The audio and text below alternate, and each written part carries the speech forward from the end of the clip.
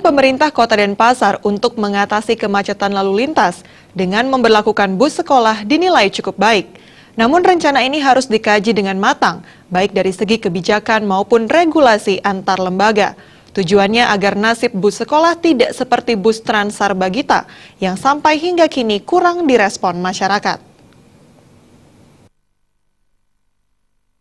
Bagi Kota Denpasar, upaya mengatasi kemacetan dengan cara membuka jalan tentunya akan menemui banyak kesulitan.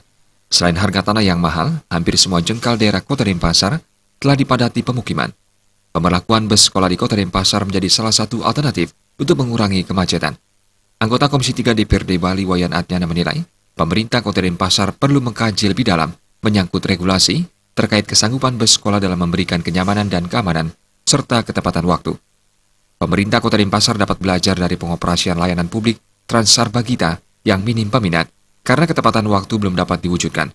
Selain itu, hal yang tidak kalah penting adalah pihak sekolah mengeluarkan peraturan tegas untuk melarang peserta didik mengendarai sepeda motor ke sekolahnya.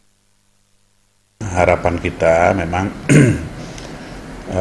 karena ini adalah bukan pekerjaan mudah ini, mengalihkan animo masyarakat dari menggunakan kendaraan pribadi kemudian beralih kepada transportasi umum ini memang sangat susah, sangat sulit. Ini seperti apa yang kita alami di dalam transportasi publik yang dilaksanakan oleh Pemprov ini, Transarbagita ini kan banyak sekali keluhan-keluhan dari pihak-pihak yang mengatakan bahwasanya Transarbagita ini mubazir, gitu. Banyak dilihat lewat kemudian tidak ada penumpangnya. Menurut rencana, untuk tahap awal, pemerintah Kota Denpasar akan menyediakan 6 bus sekolah yang melayani rute Denpasar Utara Kreneng.